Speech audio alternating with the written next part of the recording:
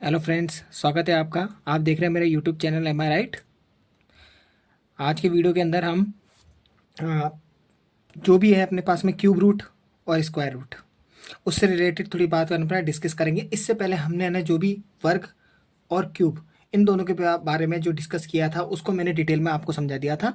जो भी स्क्वायर्स थे और जो भी क्यूब्स थे, उस क्यूब्स के बारे में मैंने आपको थोड़ा सा डिटेल के अंदर जो भी छोटा मोटा जो भी बेसिक बेसिक जो यूनिट होती है, उस बेसिक यूनिट से मैंने आपको है ना जनरली तौर पे बता दिया कि कैसे टाइप के क्वेश्चन को कैसे बनाना होता है और कैसे उसके टुकड़े करने होते हैं।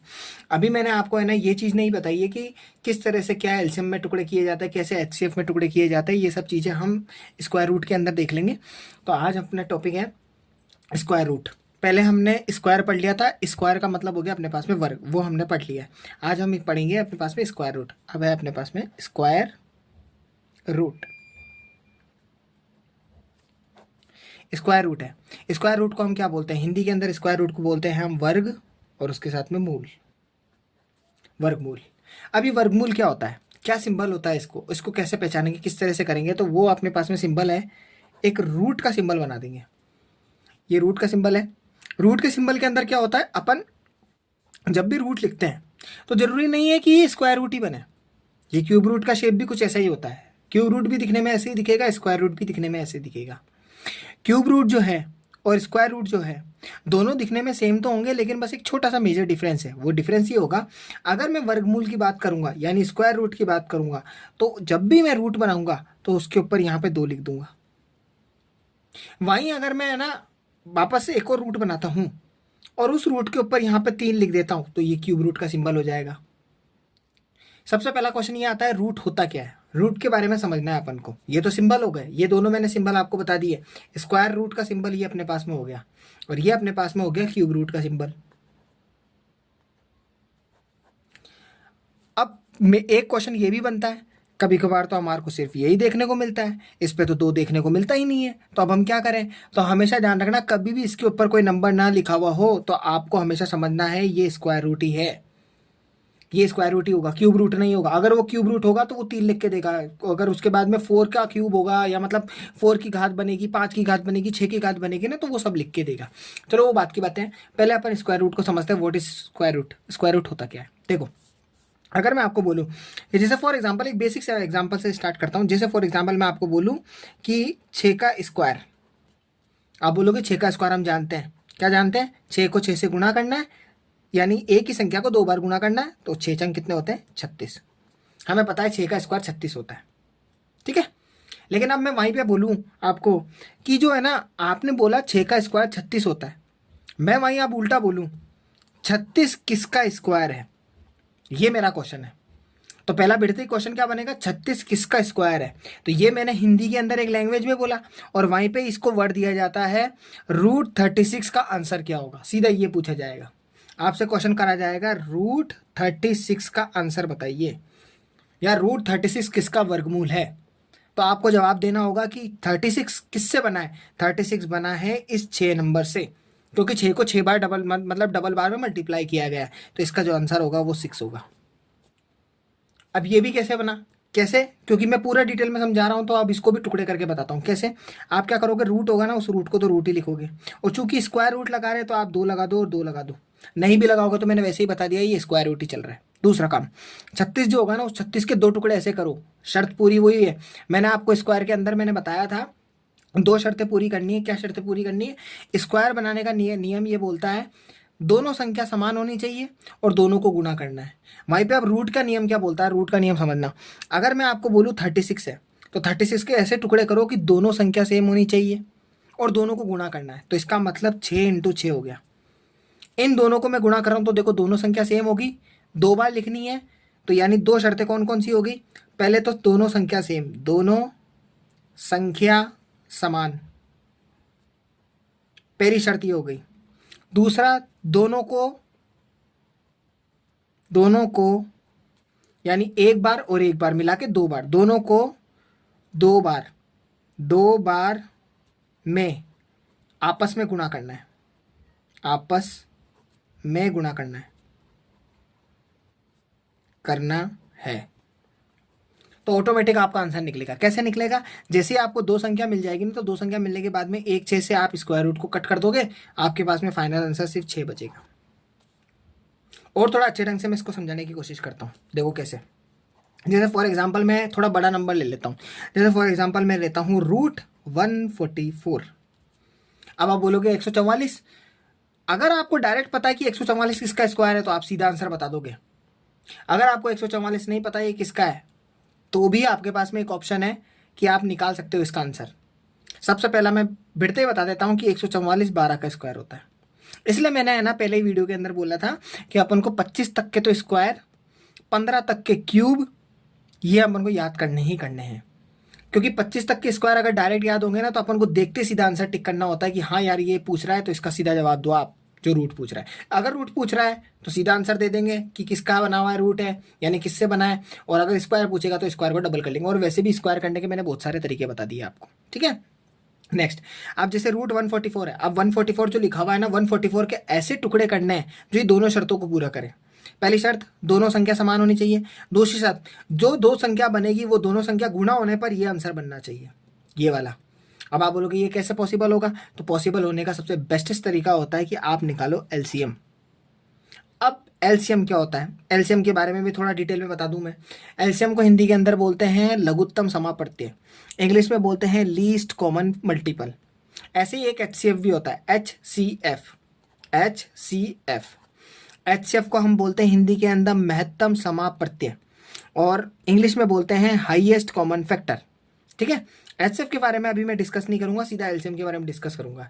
एलसीएम सीधा एक ही जवाब बोलता है कि आप कितने भी सारे नंबर ले लो, 1 हो, 2 हो, 3 हो, 4 हो, 1000 नंबर हो ना, उन सबको एक साथ ऐसा कॉमन मल्टीपल उसका एक नंबर निकालो जो सबसे डिवाइड हो जाए।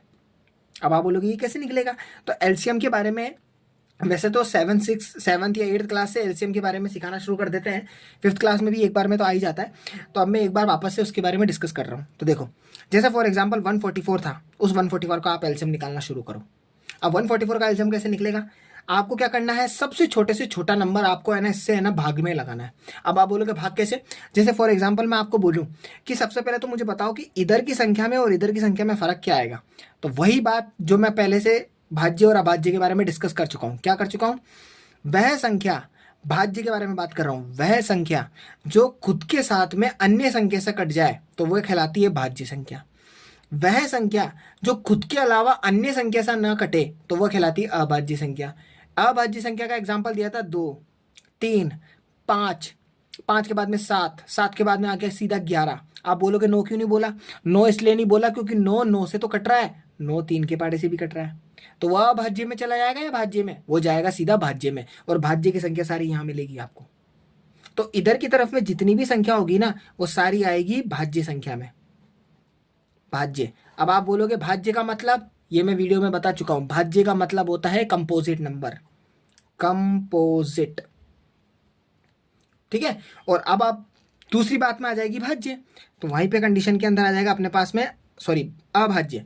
तो अभाज्य के अंदर बात करेंगे तो अभाज्य के अंदर अपने पास में आएगा प्राइम नंबर। प्राइम का मतलब जो नहीं कट रहे, किसमें? दूसरी टेबल के अंदर नहीं कट रहे। तो यहाँ पे वो नंबर रखने हैं अपन को जो दूसरी टेबल में नहीं कटने चाहिए। शर्त सुन लेना, आप चाहते हैं ना तो इसको 4 की टेबल में भी काट सकते हो, 4 के पाड़े में भी काटोगे तो बिल्कुल सही होगा, लेकिन आप यहाँ फंस जाओगे। क्यों कट जाओगे? क्योंकि 4 एक कौन सी संख्या? अभाज्य संख्या नहीं है, 4 एक भाज्य संख्या है। तो यहाँ पे आपका 4 लिखना गलत माना जाएगा। एलसीएम का नियम यही बोलता है, इधर की तरफ में अभाज्य संख्या होनी चाहिए, इधर की तरफ में भाज्य संख्या होनी चाहिए। अब फटाफट करना शुरू करते हैं। सीधा 2 के पाड़े में, 1 से करेंगे नहीं। 1 के बारे में मैंने बता दिया था, 1 ना तो भाज्य है ना ही अभाज्य है। शुरुआत होगी 2 से। अब यहाँ आखिरी में देखो, आप 2 का नियम बताया था मैंने, सम संख्या का नियम बताया था। सम संख्या का नियम ये बोलता है 2, 4, 6, 8 और 0 जिससे लास्ट में हो, इकाई अंक पे हो, वो सीधा 2 के पाड़े से कटते हैं। तो 144 दे रखा है, 144 2 के पाड़े में कटता है। तो 2 के पाड़े के अंदर 144 को करेंगे। देखो 144 को काटना आसान बनाने के लिए आप क्या करो, टुकड़े में बांट दो। तो 14 और 4 है, 14 2 के पाड़े में आता है 7 बार में, 4 आता है अपने पास में 2 बार में। अब फटाफट से जितनी बार 2 में कटता जा रहा है काटते जाओ।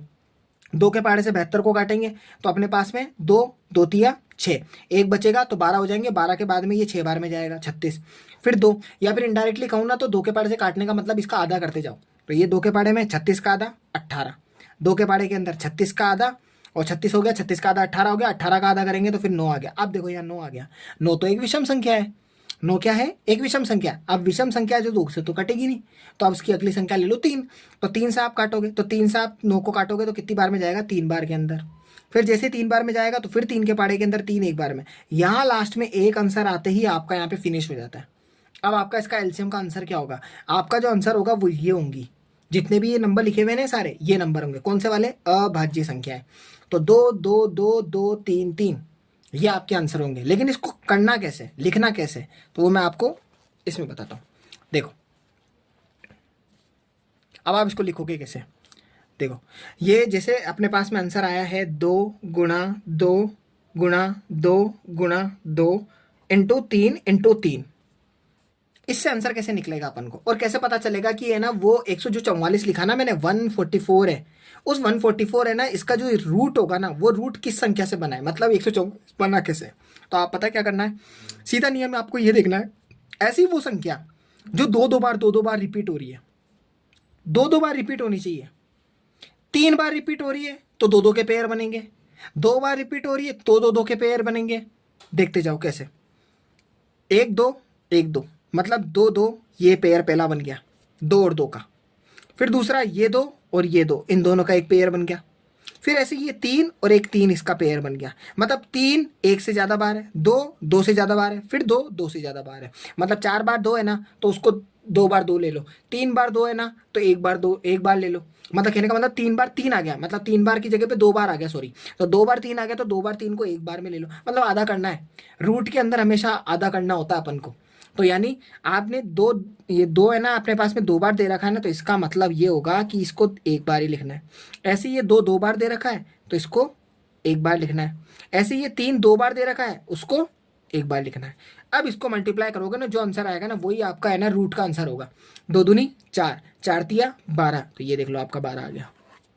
अब आप कह सकते हो रूट 144 का मान होता है 12, यानी 144 जो होगा ना वो रूट वो किसका होगा? 12 का रूट होगा।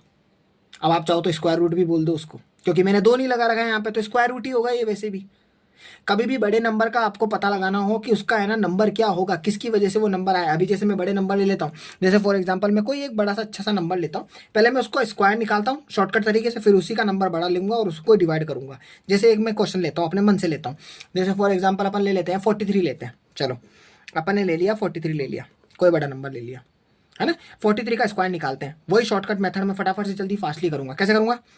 3 का स्क्वायर 9 लिखा, यू क्रॉस में गुना, 4 दिया 12, 12 दूनी 24, 24 का 4 यहाँ लिखा, 24 के बाद में 2 यहाँ पे लिख दिया। 4 का स्क्वायर 16 हो गया, 16 के अंदर 2 जोड़ा तो ये 18 हो गया, 1849 इसका स्क्वायर हो गया। अब मैं आपको इसी को क्वेश्चन को वापस रिपीट करूँ, 1849 इसको मैंने रूट के अंदर डाल दिया बस, और मैं आपसे पूछूं कि अब मुझे बताओ 1849 किसका स्क्वायर रूट है, तो आपको यहाँ पे इसका जवाब बताना है। अब जवाब बताने के लिए आप तो देखते रह जाओगे, यार इतना बड़ा नंबर है यार मेरे को कैसे पता चलेगा। तो आप सबसे बेस्ट तरीका है ना एलसीएम निकालो। शॉर्टकट तरीका बाद में सीखेंगे, पहले आप लॉन्गेस्ट मेथड सीखो, क्योंकि लॉन्गेस्ट मेथड से ही शॉर्टकट मेथड पता लगते हैं। ठीक है, तो अब आप यहाँ पे एलसीएम निकालोगे। अब एलसीएम निकालना शुरू करते हैं। अब एलसीएम देखो 1849, अब 1849 निकालना है। अब 1849 के लिए ना मैंने जो नंबर लिया वो लिया है अपने पास में 43। अब आपको पता थोड़ी ना कि 43 किस में जाएगा, आप तो शुरुआत वहीं से करो। कहाँ से करो? 2 से, 2 से नहीं जाए तो 3 से, 3 से नहीं जाए तो 7 से, ऐसे करते जाओ। मतलब 5 से, 7 से, 9 से, क्योंकि विषम संख्या में ही जाना है, सम संख्या में तो कटेगा नहीं, क्योंकि लास्ट में देखो 9 आ रहा है। ठीक है, शुरुआत करते हैं। 2 से नहीं कटेगा, 3 से शुरू करते हैं।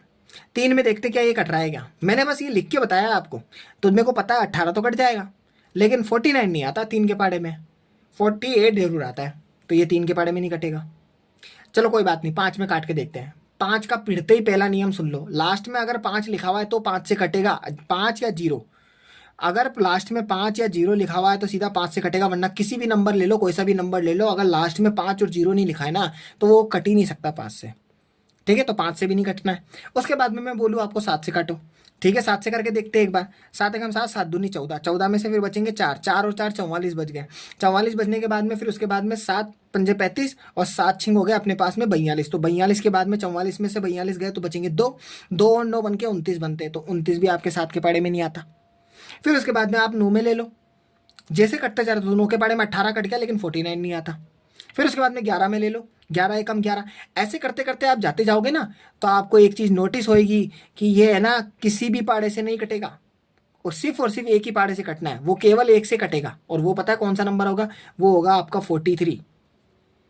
अब आप बोलोगे कि आपको कैसे पता चला, क्योंकि मैंने एक चीज देखी कि 1849 जब मैं धीरे धीरे धीरे धीरे आगे बढ़ता जा रहा था ना, ऐसी बात नहीं है कि मैंने बीच में स्टॉप कर दिया अपने आप को, नहीं ऐसा नहीं है, क्योंकि जैसे 1849 जैसे ही मैंने लिखा ना, तो इसमें एक चीज नोटिस हुई, पता है क्या नोटिस ही हुई है कि जैसे ही मैं 11 पे पहुंचा, 11 के बाद में फिर 13 पे आऊंगा, 13 के बाद में फिर उसके बाद में सीधा जाऊंगा मैं 17 पे, 17 के बाद में फिर सीधा 19 पे जाऊंगा, फिर उसके बाद में मैं जाऊंगा 23 नंबर पे।